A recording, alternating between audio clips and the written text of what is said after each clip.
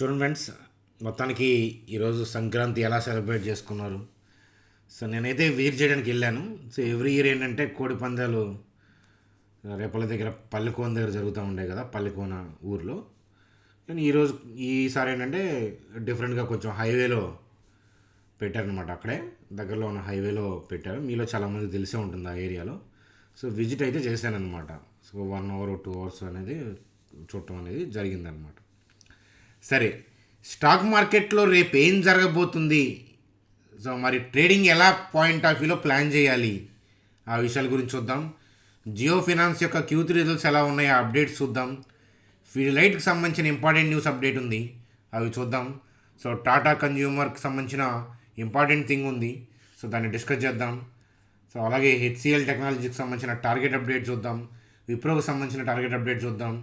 So ఎట్లాంటి updates చూస్తూ so Nifty bank Nifty charts రఫ్గా ఒక లుక్ వేసి సింపుల్గా వీడియోని ఎండ్ చేసేద్దాం. చూడండి, మన వీడియోలోకి వెళ్ళే ముందు మన ఛానల్ వీడియోని లైక్ చేయడం అనేది సో మన జన్మ హక్కు, కాబట్టి వీడియోని లైక్ చేసి కంటిన్యూ చేద్దాం. సో అలాగే కొత్తగా వాచ్ చేస్తున్న వాళ్ళకి సో మన ఛానల్లో ఉన్న ఒక 3-4 వీడియోస్ చూడండి. సో ఆటోమేటిక్గా మీకు నచ్చి సబ్స్క్రైబ్ చేస్తారని చూడండి ఫ్రెండ్స్, మన స్క్రీన్ మీద ఏంటంటే నిఫ్టీ చార్ట్ చూస్తున్నాం. సో అప్ ట్రెండ్ అనేది కంటిన్యూ అవుతూ ఉంది.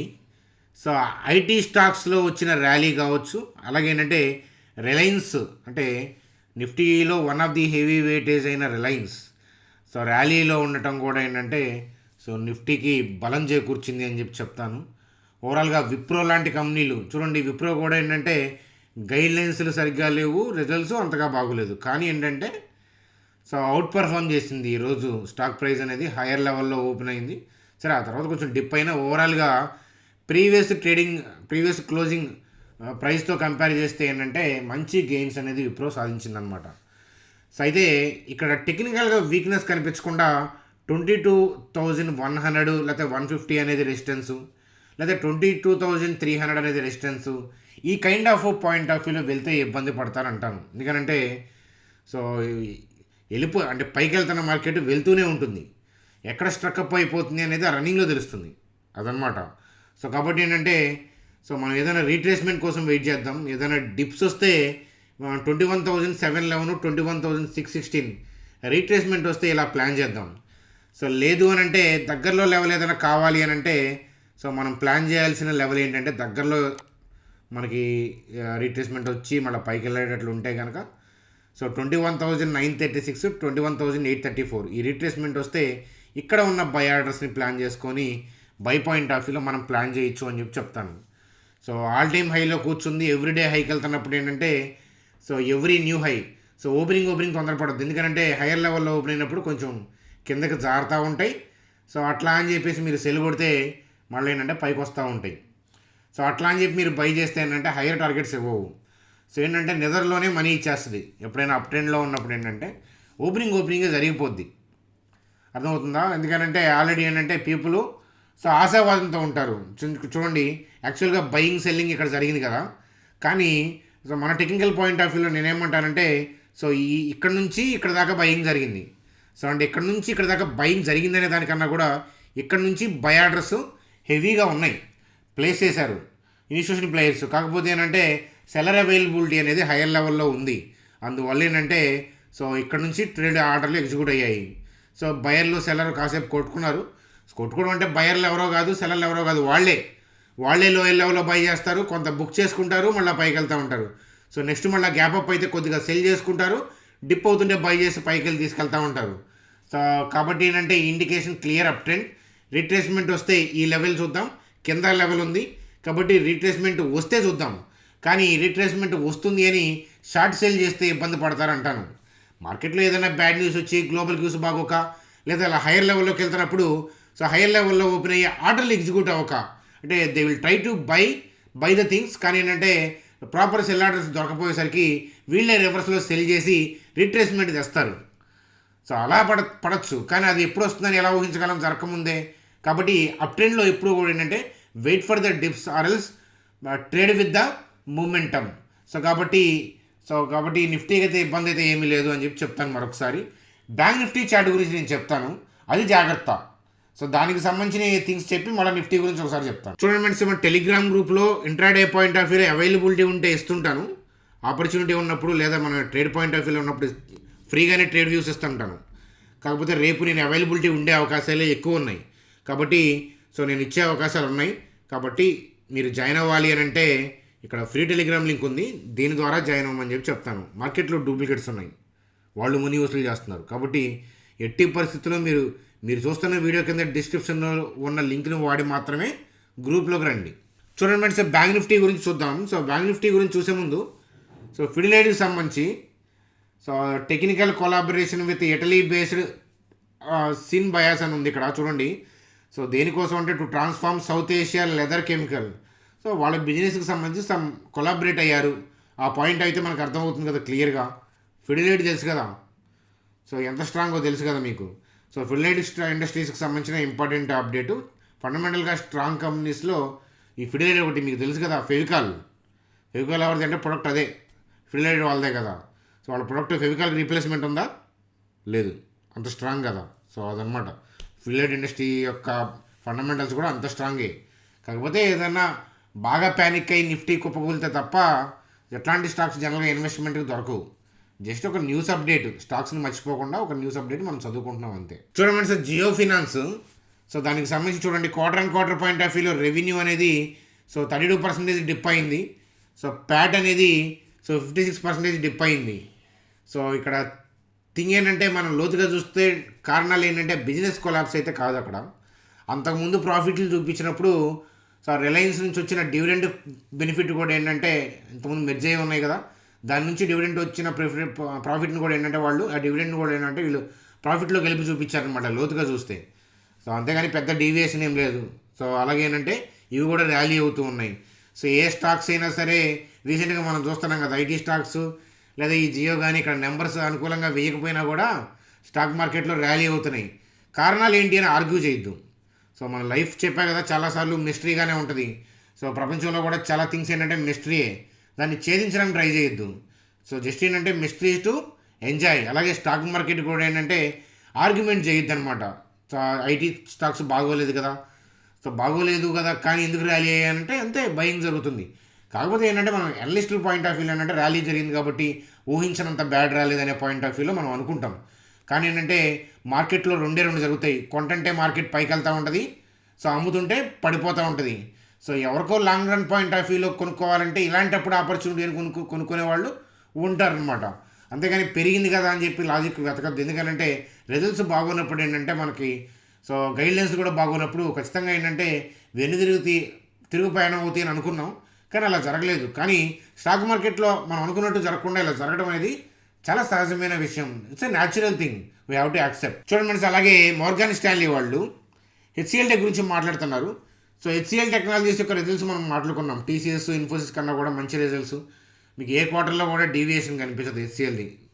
సో అవి డీవియేషన్ కనిపించింది. ఇన్ఫోసిస్ అయితే 3 క్వార్టర్స్ నుంచి పర్ఫార్మెన్సే లేదు సరిగ్గా.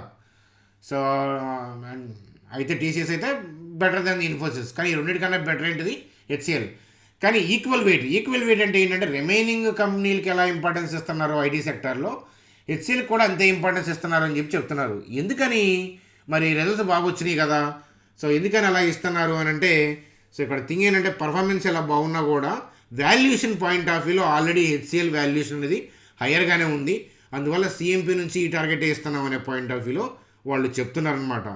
సరే ఏదైనా కానీ మనకి ఈ టార్గెట్లతో మనకు సంబంధం లేదు.